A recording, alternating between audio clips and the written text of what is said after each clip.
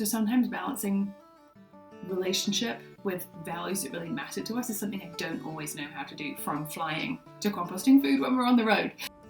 I'm Kezia, wife, mum, blogger, author, 5 a.m. coffee drinker. Like every mom, I wear a lot of hats. And in every one of those roles and in this space on the internet, my goal is to make living a lower footprint life feel just a little less complicated and be a bit more budget friendly.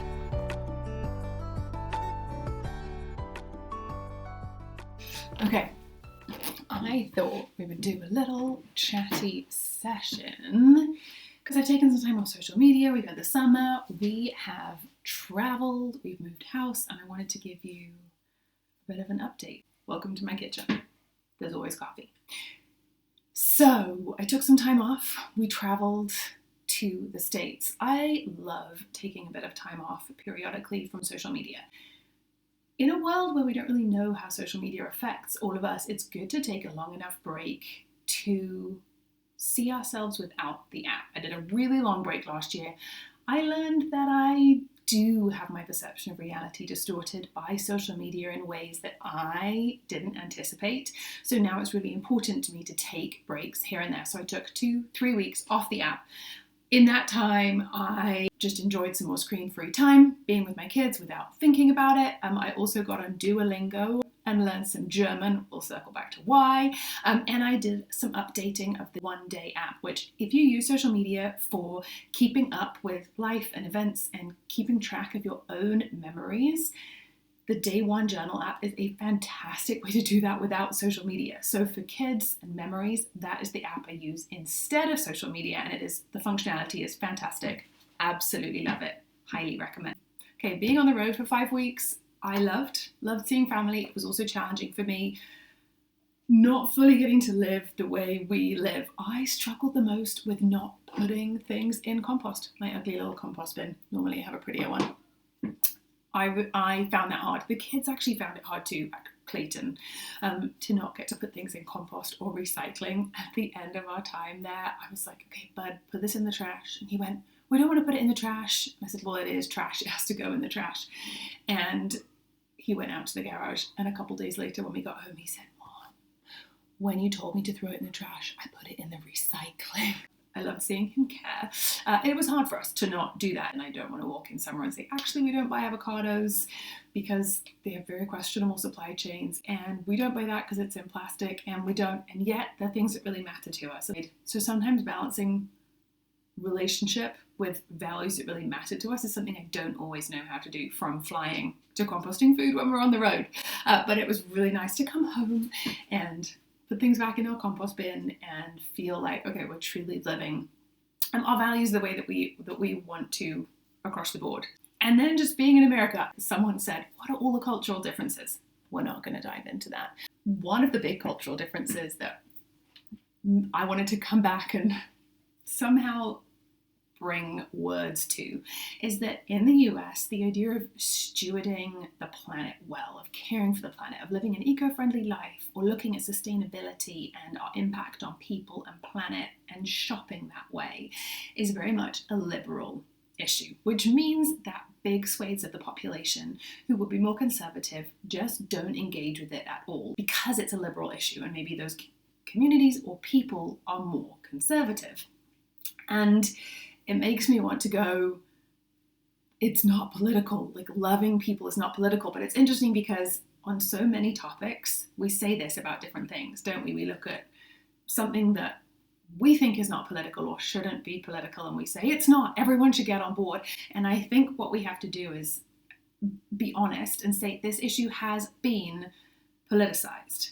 Absolutely, and we can say that on so many things. But if we break it down, and can we break it down in a way where we can all engage in our own way, even if maybe there's a part of it that we don't like. So take on this one, climate change. A lot of people going, climate change, that's a political thing. I don't agree with it. Therefore, I'm not going to do all these other things. And I think what I want to do more and more is try to break it down so we can go, okay, this is the part that's been politicized.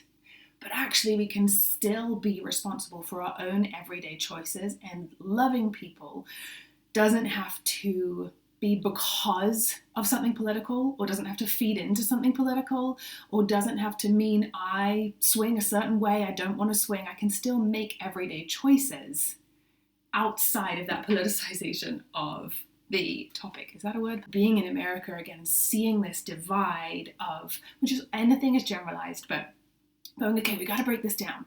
We've got to make this so that we can all take part and separate out the parts that are tricky for people and go, if that's your thing, do it. But also, if not, you're still included and we're still doing this together and we can still love people, which ultimately I think Loving Planet is about loving people. So that was one of my takeaways from being in America that I feel like I want to try and do a better job speaking to online.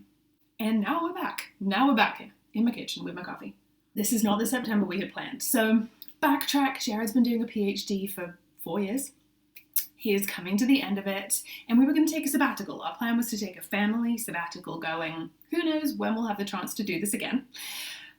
But we're going to take some time out. We'll pull the kids out of school, we'll travel, or we'll just spend longer with Jared's family in the States or something. But we'll take some time as a family because we have a chance right now.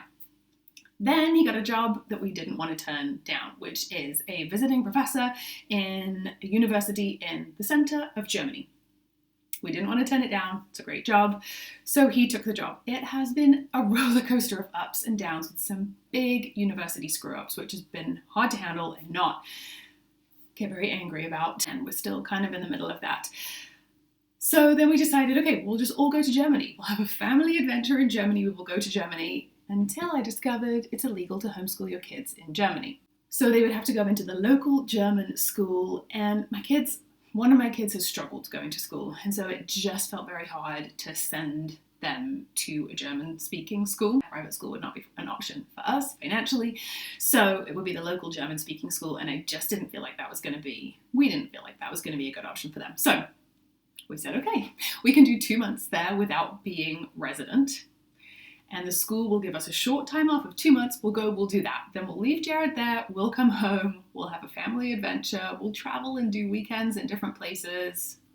We'll have this family adventure together. Well, we realized that actually with the workload Jared's going to have now, you're not going to have time to travel. We're not going to have time for that. So backtrack, only Jared is going to Germany. So he will be going to Germany solo. He'll be doing this visiting professor role. It is only a 6-month contract. So many people have asked, is there a chance you will move? No, it is a 6-month contract. He could choose 6 or 12, and we chose 6. So we were going to keep the kids out of school so we could travel a bit back and forth to Germany in those first few months that the school had given us off. Well, on our final day in the States, the school called us and said, actually, no. So about turn, the kids are back in school, and we're just living normal life here. And from a few weeks' time, I will be solo parenting. That is the next season of my life. My solo parenting, rely on the village era. And Jared will be in Germany. It's a 10-hour drive, a 10-hour train ride, 10, 12-hour train ride. It is a short flight, which we will try not to do. But yeah, that is what our life looks like now. It is not what we planned. It is not the family sabbatical post-PhD, but I'm so grateful he has a job. So many people have asked me, how do you feel? Like, is this a decision he made, or are you okay with this? I am so okay with it. I am very, very thankful he has a job. This is where the job came. This is where he's going, and I'm very thankful that we get to do it. So we're back. The kids are in school. I have thrown myself into the garden, number one, because I thought we were going to be in Germany. I didn't plant anything really when we moved in. So we've got a few carrots and a few parsnips, but after 5 weeks away, the garden was a mess. You can see it here. So overgrown. So we have cleared that all out. This has been my first project. I'm going to be replacing the tires with some secondhand boxes that we found. That is project number one. And then I've got some other house projects ahead, but number one is the garden. I'm going to get out there. I will give you a full garden tour at some point. But anyway, I wanted to start by just giving you a catch up, talk about what life is looking like so you know what's going on. So thanks for being here, and here's to whatever your next season is as well.